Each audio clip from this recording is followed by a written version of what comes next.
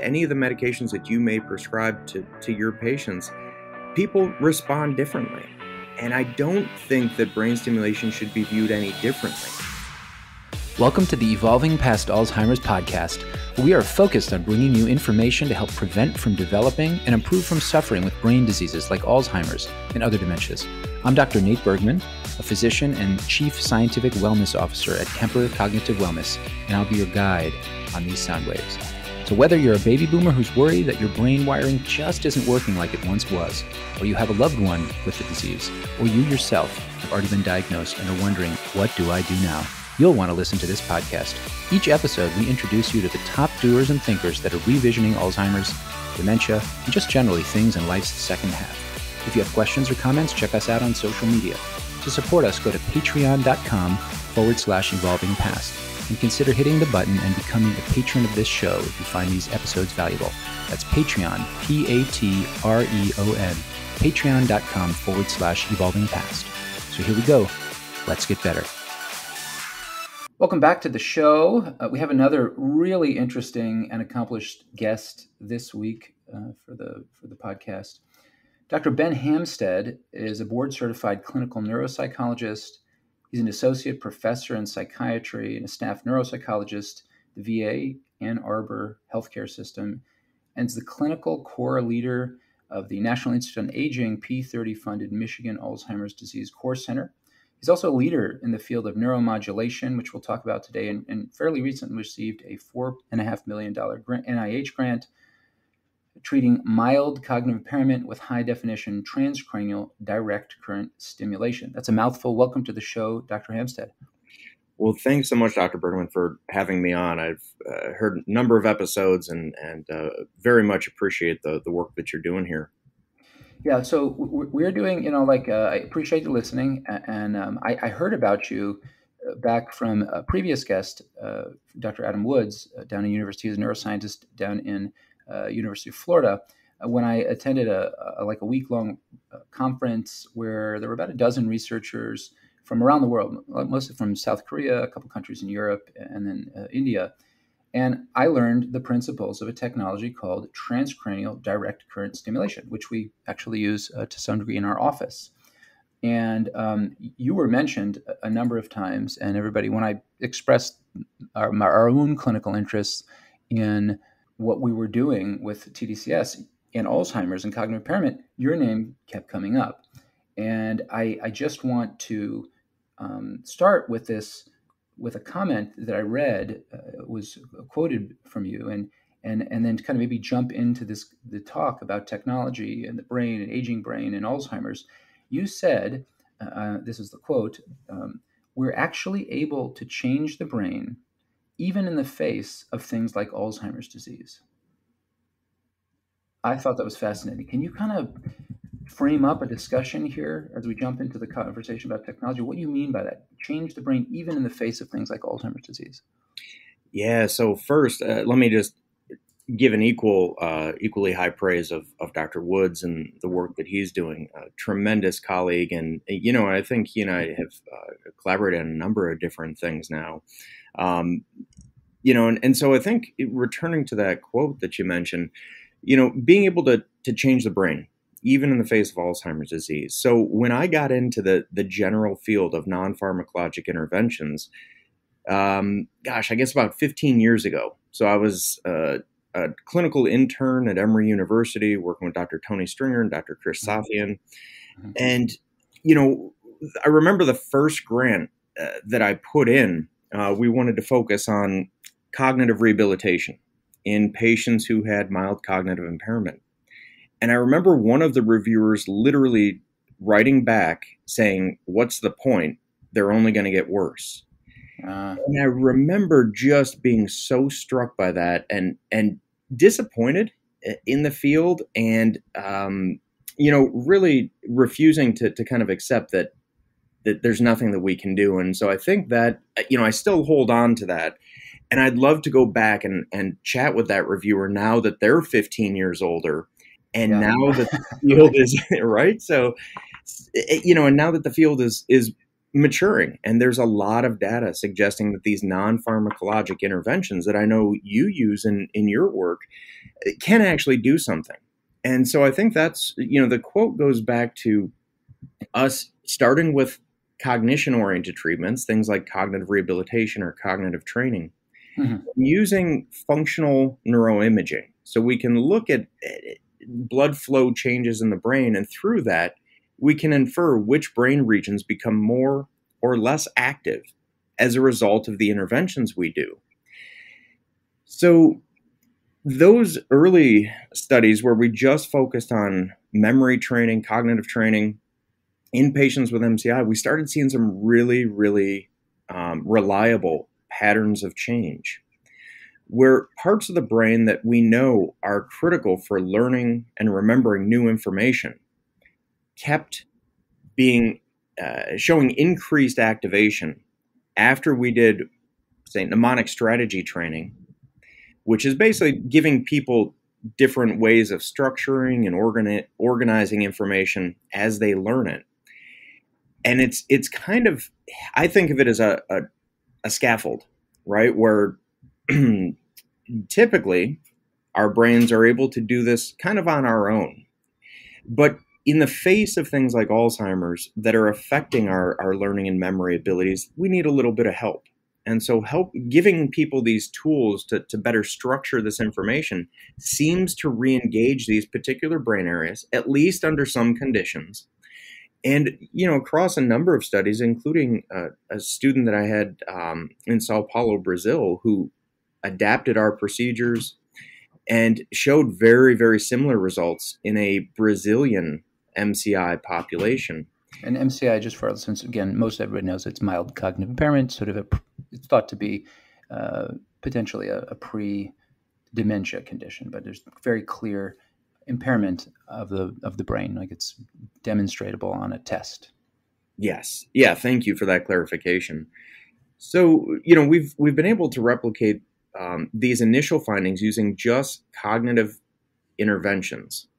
Like brain games we're talking about, cognitive interventions? So, there's a lot of interest in, kind of the brain games, and there's any number of commercial products that are available. And, I think that the latest meta-analyses do suggest that those type of commercially available products may have some benefit. And it's pretty clear that when you practice them and you get better on the tasks that you're doing, what's less clear is whether those effects transfer to everyday life and transfer to other cognitive domains. So this is a little bit different than what we've traditionally done.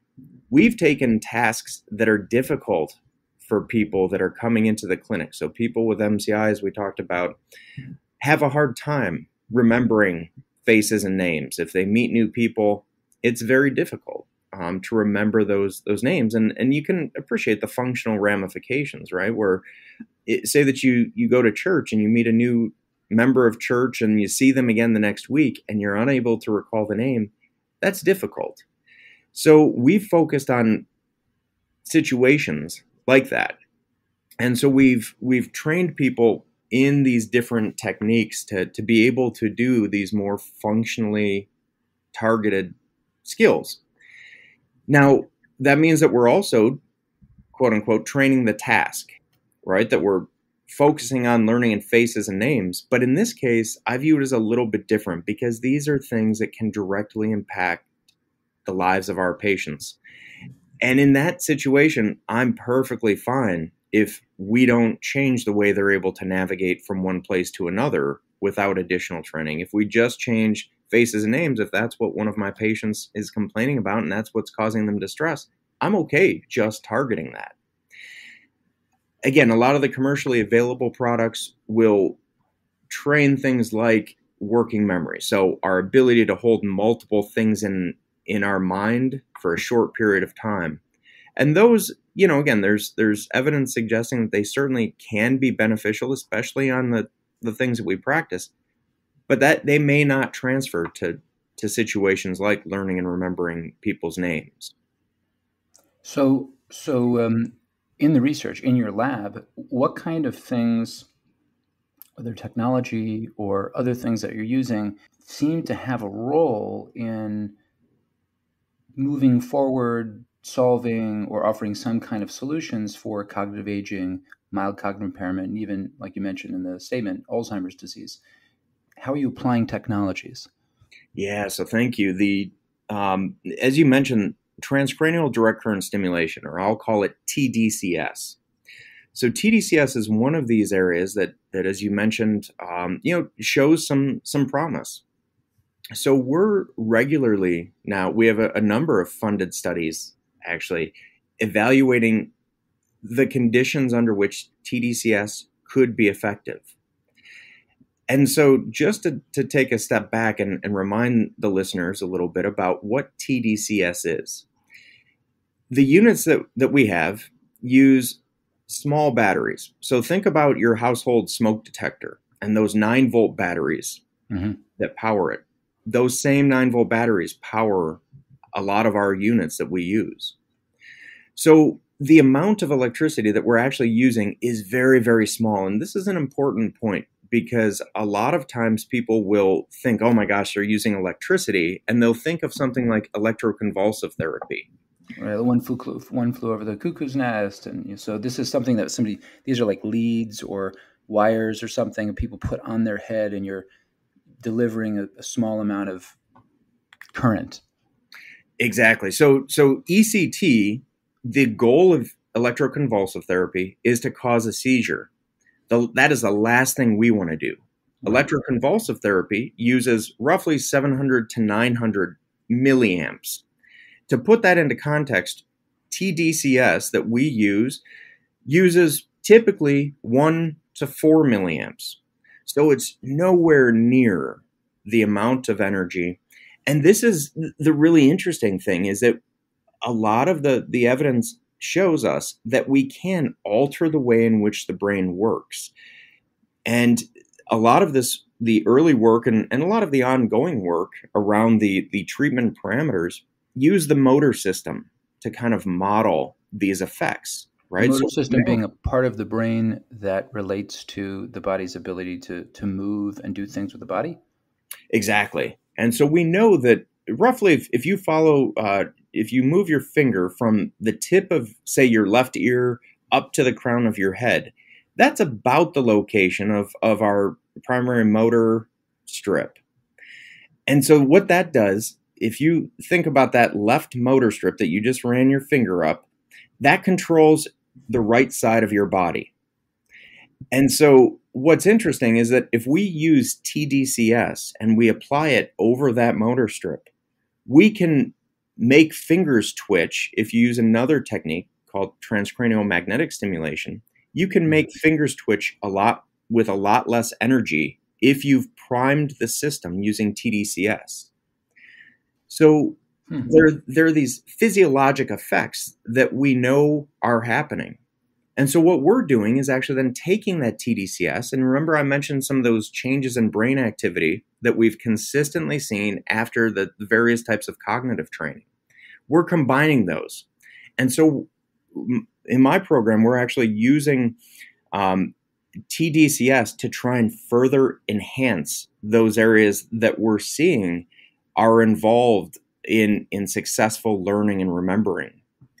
And so in that way, we're hoping to really, again, restore functioning to these areas. We may never get them back to where they were, but if we can get them functioning a little bit better, that can make all the difference in the world. So yeah, so that's pretty exciting. Again, we do some of this in our office, and it's it's experimental. I mean, we definitely talk with people about the experimental nature of it, but there's quite a bit. I think your name was on one of the big safety data papers. Was it 2016, 2017? Yep. I think you were a co-author on that. But can you kind of bring this to life with maybe a couple of examples of people and what you've seen? Like it's helpful to take this out of the abstract, I think, and say, okay, this is what we saw in this person, right? This is where they were before, and this is where they were after. Yep. Yeah, so that's a really great question. And so there are a couple of different things that I'd like to do. I'll start with a couple of recent group level data that we have, and then I'll give you some couple of case examples of people that we've worked with recently or that we're still working with. Okay. So from a group level, one of the studies that we just published, and it's in press at Journal of Alzheimer's Disease, we used what's called magnetic resonance spectroscopy. And what this does is allows us to look within a specific area of the brain and to evaluate the molecules that are allowing the communication between brain areas, things called neurotransmitters. So we're able to measure how many of these neurotransmitters are there in a session where we gave people fake stimulation compared to when we gave them real stimulation. And in this study, and again, it's at this point still a smaller study. It's one of the bigger ones that's been done in the field, but the overall group size was, I think we had around 35 or so people included. Yeah. And what we found was that we actually increased the primary inhibitory neurotransmitter called GABA. Now, that's a lot of jargon right there, right? So Yeah. what that really means is I think about, so think about Matthew McConaughey, the American actor, who's very laid back. He seems All right. Exactly. So, hey, man, it's okay. So that kind of soothing type of feeling that I get when I think about Matthew McConaughey is kind of what the brain is doing when GABA is released. It relaxes those particular brain areas. It makes them less likely to communicate, right? And so this is interesting because we found that we increased GABA, which is different than what's been shown in healthy young adults who have undergone similar methods. But when we look at patterns of brain communication as we gave people a task, so navigating from one place to another, the spatial navigation that can be very difficult as we age, and especially as things like MCI really emerge, we had people do a spatial navigation task in the scanner. And what we found was that when we gave patients with mild cognitive impairment real stimulation, it normalized their patterns of brain communication during these tasks to levels consistent with cognitively intact older adults. So we see these effects at two different levels. And so let me make sure that I understood what you said. So for certain tasks, right, for the tasks that you guys were studying and you were looking at the activity in the brain that relates to those tasks, when you gave this TDCS, people that had damaged brains, as it were, at like a mild cognitive impairment, an MCI stage, their brains, at least temporarily, under call it a microscope, but using a certain kind of neuroimaging technique called MRS, like it basically turned to normal.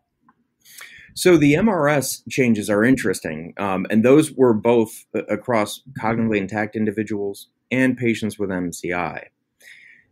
And the connectivity, the way the brain is communicating during these specific tasks. So we had two different parts of the study and two different parts of the session. And so the MRS was one part, and then we had them do the functional magnetic resonance imaging, the fMRI. And that's when we gave them these spatial navigation tasks. And that's when we saw that the patterns of brain communication in the MCI patients were restored to basically levels shown in people who didn't have memory problems. Okay. So those are some group level data. And we also just finished a large double-blind randomized control trial where we combined the TDCS with some of the mnemonic strategy training. And we ended up with, we were hoping to get 100 patients with MCI enrolled. We ended up with 107. And so we're currently analyzing those data. And once those are done, I'd love to come back and let you know what we found. Yeah. But so then to take a step back and to go back to the individual participant, the individual patient that presents to us. And this is what I always try and keep in mind is the group level data are wonderful, but how do we make this meaningful for each and every individual? If it was my parent, that's what I'd want to know. And so I keep that in mind. And so we have a research protocol that I started really because of a couple that I met in the clinic a number of years ago. And so this is a non-Alzheimer's type of dementia where the individual had a cardiac arrest. So he had basically his heart stopped, and he ended up having what's called post-anoxic leukoencephalopathy. And so basically, well, I'm sure, feel free to jump in and correct me, but from, this was the only case of this I'd ever seen. And so it was horribly debilitating and for the listeners, what happens is because the blood flow to the brain is disrupted, in this case, there's a delayed effect where literally 2 or 3 days later, he recovered, seemed everything was fine. And 2 to 3 days after the injury, the white matter, so if you think about the wiring in our brain and you think about the wiring in your home, you have the wires, the copper wires that are coated in the rubber. And that rubber allows the communication of that electricity to go very quickly through that wire. And so in our brains, the equivalent of that rubber coating is called myelin. And that myelin lets our neurons in our brain communicate very efficiently and very rapidly. But unfortunately, in this case, 2 or 3 days after the injury, that white matter suddenly essentially died off. And so this led to some really profound deficits. And when I saw him, I did a clinical evaluation with this individual about 5 years after that injury. And had severe cognitive deficits across the board. So executive functioning, learning and memory, attention was very, very short. Now, some of the things that his spouse was most concerned about were some of the impulsive and honestly inappropriate behaviors that we know can happen with brain injuries. Yeah. So I've now been working with the couple for, it's 4 or 5 years. And through that time, we found a regimen that kind of works for him.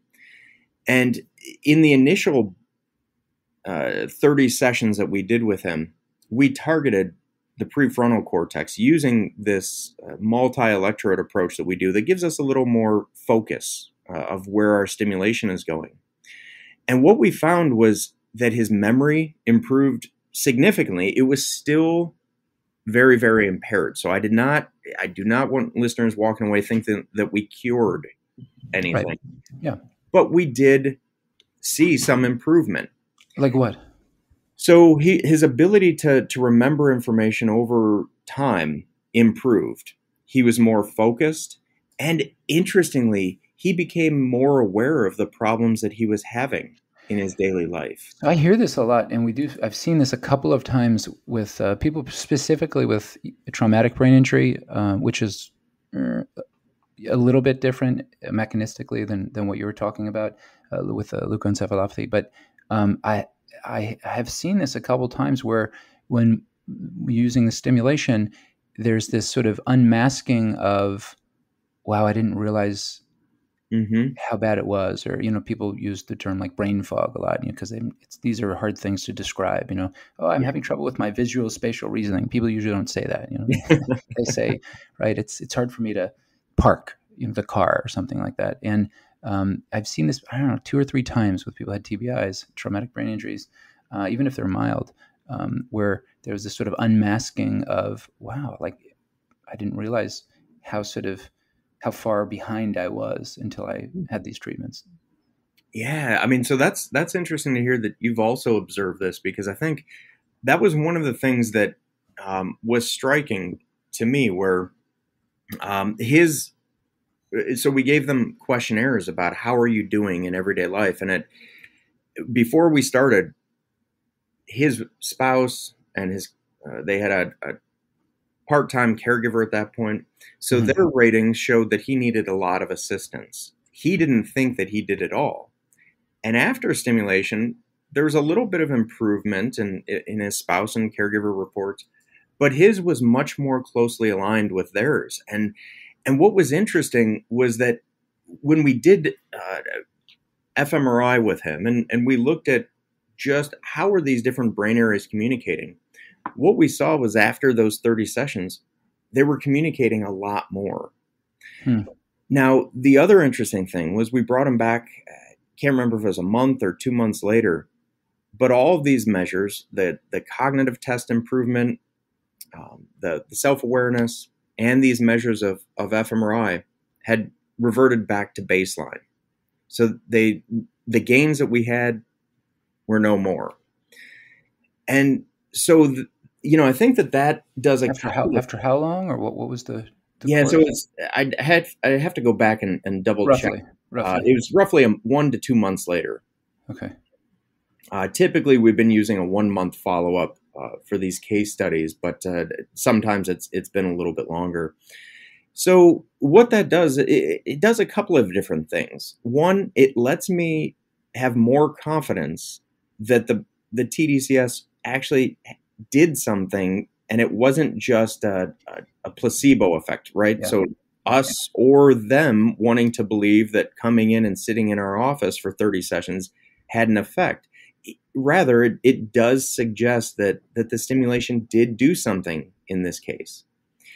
And so at this point, we've, again, now been seeing him for 4 or 5 years, and we've done hundreds of sessions with him. And what we've figured out through a number of trial and errors is that if we're using roughly 3 milliamps once to twice a week, we're getting some very, very consistent effects where, his attention is improved.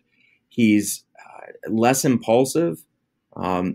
Historically, there was a lot of kind of impulsive overeating, and that's no more. And so they've really been able to start to reconnect with a lot of friends that they hadn't seen for quite a while. And again, largely because of some of this more socially appropriate behavior. So that's interesting. I'm going to sort of bounce back or volley on that. So the person that I've been treating the longest is a very, very strong family history of Alzheimer's, and very, very strong. It's probably actually sort of a cerebral amyelopathy, actually, which is a real tough. Like every woman in his family's had it. Mom, sisters, aunt, cousin. I mean, it's a lot, and he's impaired clearly, but him and his family's wife is very, very dedicated. His children are dedicated to sort of doing what they can to help him as much as possible. And he's been following with us for over 2 years for treatments, and they keep bringing him back like once, twice a week. It's about that. We were treating him more intensively for a while to see how far we could get, and it does seem like once, twice a week is about the sweet spot. When he comes in, afterwards, they'll family will tell me, he seems more like he'll get up and do the dishes, and he's more on task. He's oftentimes, but not always, more communicative.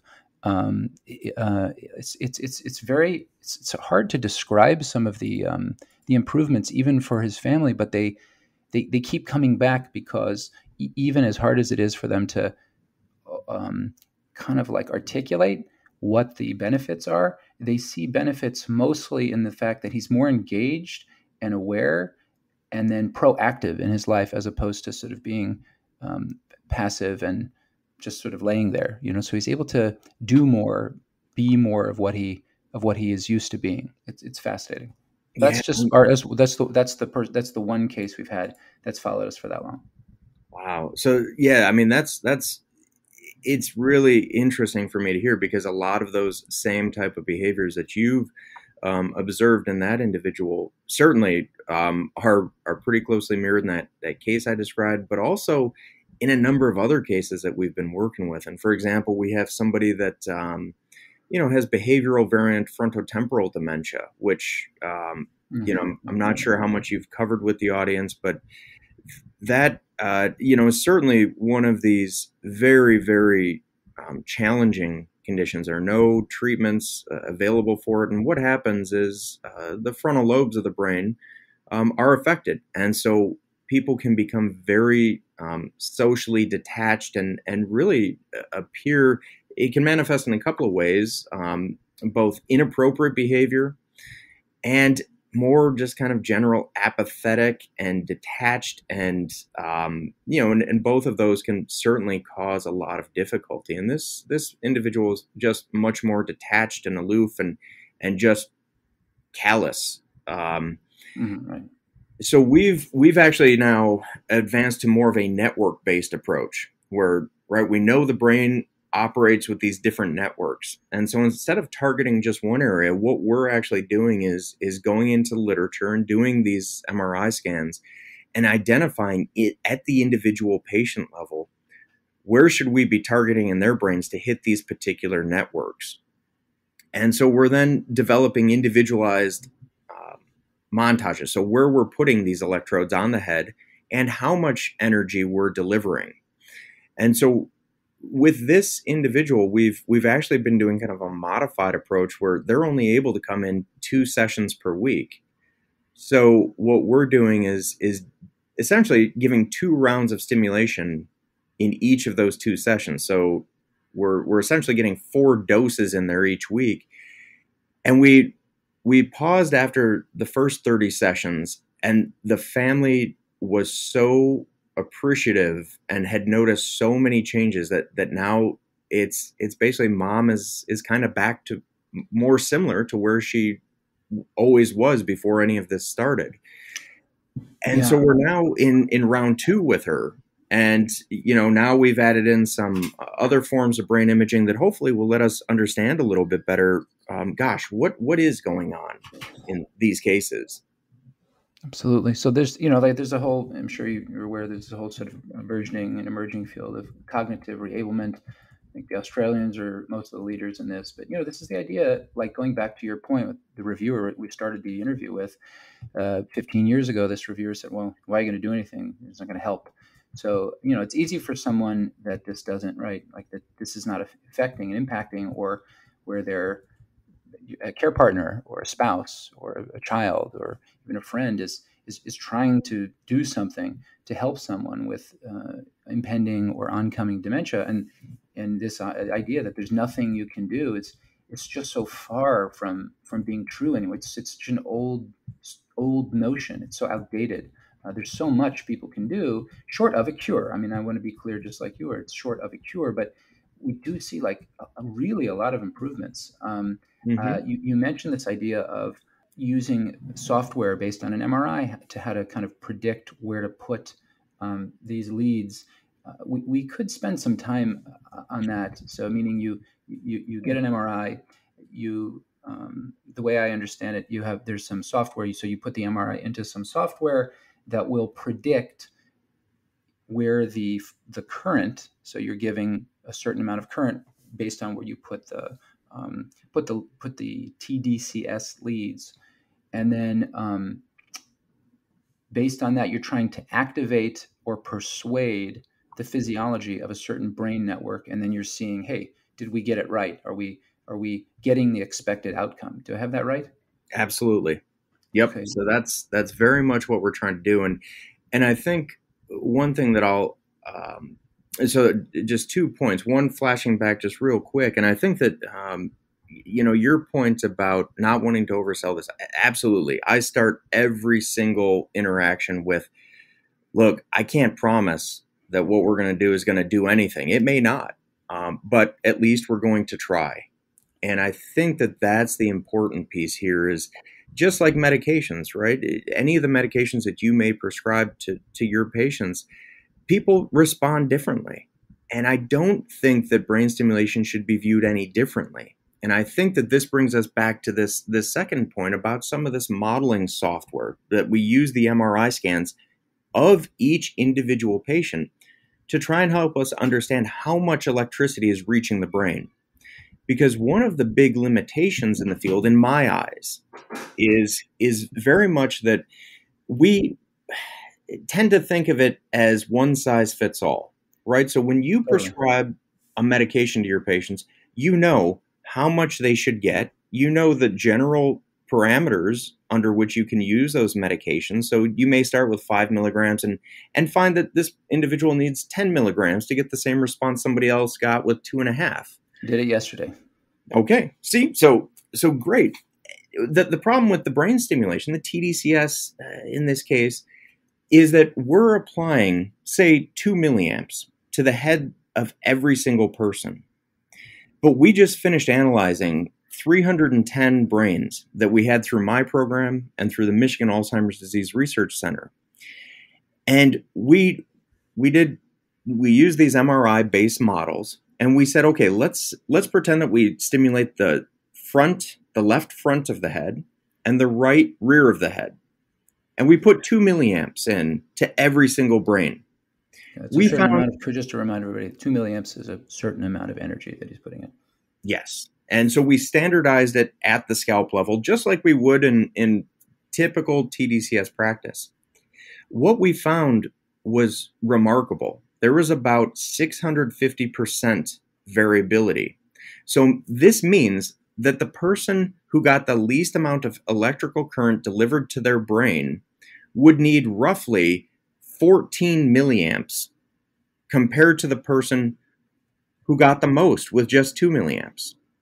And so if we think about how we're applying this, we really need to advance our methods and realize that one size probably does not fit all. And in no other area of medicine that I'm aware, and certainly please correct me if I'm wrong, but we take individual differences into account, whereas the field of brain stimulation in general has operated under this all or none, one size fits all for everybody type of approach. Some of it was based on the lack of tools. But now that we're starting to get these tools, like these MRI-based models, we can really be much more intentional, much more precise, and much more individualized with the things that we're doing. Yeah, no, for sure. I actually very much appreciate the point you're saying. And I think in general, medicine's at a point, some people say it's an inflection point. Some people are just pessimistic. It's pretty impersonalized. You do see titrations going on in hospitals. Where you see this the most, in my experience so far, is in an ICU setting. In an ICU setting, the parameters are pretty clear. We got to keep this person alive. We got to clear an infection. We have to make sure the blood, person's perfusing as much as possible. And so there's so it's constant supervision, constant changes. We need to change settings on the ventilator. We need to change settings on whatever medicines we're using to keep blood pressures up. We need to change medications. We need to change the amount of medications. That's about, it was actually some of my favorite stuff in my training was in an ICU because it was pure physiology. It wasn't sort of as cookbooked out. And it was like being a line chef sometimes, 20 milligrams of that, 20 milligrams of that. And if it's not working, it's not the doctor's problem. It's somehow the patient's not cooperated, or the medicine should work because that's what the big studies say. So I think everywhere we look, there are issues, but there is, in the trenches of an office-based medical practice, certainly there's a lot of personalization going on, and we do. Some people need a higher dose, and some people need lower doses, and to some extent, pharmacogenomics, so genetic testing, can explain, hey, this person metabolizes faster, this person slower, so they need less, and because the medication is going to hang around. Or if someone has kidney failure, they're not going to clear medication as quickly, so they need a lower dose. So absolutely, there's a lot. It sounds like there's more personalization from pill-based medicine than there is right now in this sort of neurostimulation, neuromodulation field. So that's interesting. I want to ask just a couple of other things about my belief, and I would say it's confirmed anecdotally so far by our experience in the clinic, and then it's being confirmed more and more by case studies and series, and there was recently unpublished, so medRxiv, the results have been released on medRxiv, so pre-peer review publication, of this kind of approach of what we call a multi-component intervention, so combining things like diet, exercise, cognitive stimulation, even technologies potentially like you're researching. they seem to have a better result, right? When NIH just did a very big symposium on how to sort of do research on the whole person, right? And doing complexity science, right? Where you're doing multiple interventions, and how do you then measure multiple results and make attributions to, because we're so used to, well, this thing was the thing that changed it, or that thing was the thing that was changed it. And the only people that really, like, when I talk to most people about doing all these things, they'll say, well, how do I know which thing worked? And we say, that's not, when you make a cake and you have, let's say, 4 ingredients, 6 ingredients, like, which ingredient is the most important? And people kind of shrug. They're like, well, all the ingredients are important. So, like, our bodies and our physiology are complicated, so they need multiple things. So I wonder sometimes, do you make any, do you ask the people that you're working with, participants in the research that you're doing, like, do you ever have questions about, do you eat healthy, do you exercise, like, and do you notice differences that maybe it works better or something like that? The stimulation that you're delivering may work better in someone who has a healthy lifestyle, or are you using any sort of combinations of things because it makes sense to you to combine, like you mentioned, some mental exercises along with the brain stimulation? Any thoughts or comments on that? No, I think it's a really important question, right? Because at the end of the day, and this is where I'd encourage listeners to separate kind of the geeky science from the pragmatic everyday life. If it's my family member, I may not necessarily care what the active ingredient is. Now, of course, I say that knowing that there are definitely financial and pragmatic barriers that account for that. But if all else was equal and if resources were not an issue, I would want to do everything in my power and give every possible treatment in order to get the best possible outcome. So this I think to go back to this multi-component intervention model, this is where things like finger and pointer, and I'm not sure if you've covered those in previous podcasts, but certainly those are they started out with was it finger was it the finger trial, the pointer, and MapDiva. So these are what they call multi-domain trials for sure. Yep. Pointer, U.S. Pointer is their new sort of prevention trial for sure. Yep. Exciting. And so these studies combine exactly what you said: diet, exercise, cognitive stimulation, adapting more healthy lifestyles. So all of these things that individually we know can have some pretty significant effects, but that we don't necessarily do, right? So I'm sure pretty much every listener knows that exercise is good for us, but how many people get the recommended minimum daily amount? Yeah. And, and so I think that the multi-component methods are very important. And I think that, with our research, right, we have certain constraints that all of us are under. And ideally, I would love to do that within the context of a major academic medical center. I have to make sure that I have funding to do this work. And then I have to have space, and then I have to have expertise. And so, not so simple to get all those things. It's not so simple. Exactly. And so I think that's why we've kind of focused on the as I mentioned earlier, the cognitive rehabilitation type of interventions, and then these neuromodulation techniques, because those are two things that I can access, I can provide. And, some colleagues on campus here, we're hopefully going to be starting kind of a combined exercise and neuromodulation that it sounds like you're already doing in the clinic. So, I think that one of the things that I always advocate for is I want to understand the tool that I'm using. What are the parameters for this specific tool, say TDCS? Mm-hmm. I want to then understand, okay, what are the parameters for using cognitive rehabilitation? And once I have those individual parameters weighed out, I can think about how to best combine them. And whether or not that theory is the best is a different question. But that's where I've kind of started from, is getting to know these specific tools and kind of the pros and cons with them, and then thinking about how to match them up so we can maximize the benefit. So pretty cool that you made this comment about exercise and stimulation. Would it be at the same time or kind of back to back the way you're thinking about doing it? The next study. Yeah, so I believe, and were it not for COVID, we'd probably already have this underway. But Right. right now, I think that our general mindset is that we're going to do it concurrent, so at the same time. So somebody be wearing a DCS device while they exercise. That's the current thought, but don't hold me to it. I'll let you know in the coming months here. Okay, and no, that's great. And can people? Are you always using? And we didn't talk about this, and I don't want to maybe dive into it. I think it's probably too nerded out. But are you going to be using the high definition TDCS with people doing exercise?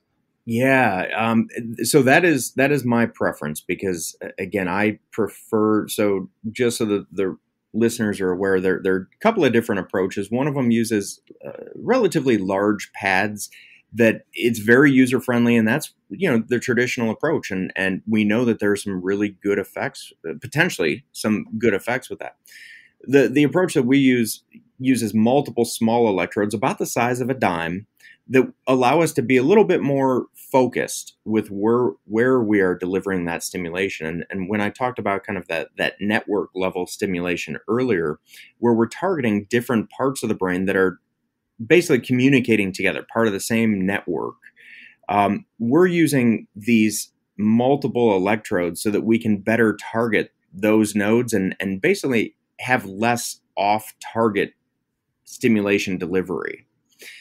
So that is the idea, is that we would be targeting using multiple electrodes to try and target these particular networks of interest as people are exercising. But again, we'll see where the What's possible? yeah. Right. So just one other follow-up question on that, even if it's only a brief answer, because I know we got to wrap up.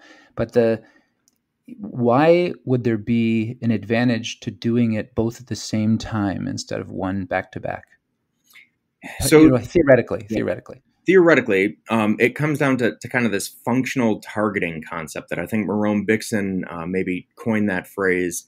And so the idea for the listeners is essentially, we know the brain, and we know, as I mentioned, that these networks are involved, and these different brain regions that need to communicate with one another. The idea is that if we give them something and we basically prime them with the stimulation to be more likely to communicate or less likely to communicate, depending which way we want to go. But in this case, we'd want them to communicate more. So we provide the stimulation to set that stage, to kind of make them more likely to want to chat with one another. And then we have them engage in a task. And in this case, exercise or some of the cognitive training that we've talked about. And by pairing those, we can help shape how that electricity is essentially used within the brain. And that's the theory. Now, whether or not that's the best approach is still something that a lot of the research needs to show us. 100%. 100%. I'm very. I hope you guys can do it at the same time, because I'd really like to see the results of that.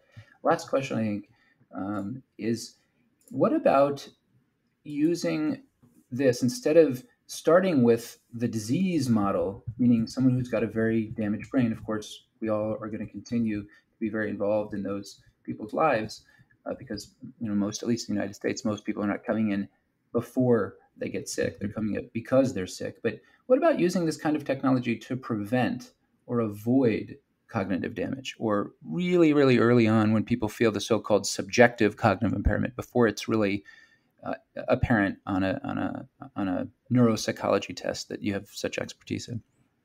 Yeah, so that is an absolutely wonderful question, and I think that it goes back to where, again, more in your area of expertise of kind of the preventative medicine, right? Mm-hmm. And unfortunately, that's not really how our funding agencies are currently able to operate, right? Because if we think that, gosh, this could be beneficial and we could maintain people's cognition for a longer period of time, we could stave off the effects by basically strengthening their brain against any disease process. That's a very long-term study. And I think that a lot of groups are starting to move there. There are a lot of big efforts because now, the funding agencies are saying, gosh, this could be really impactful. And so we're starting to see that. But traditionally, as you mentioned, one of the huge challenges is how do we know who's likely to decline?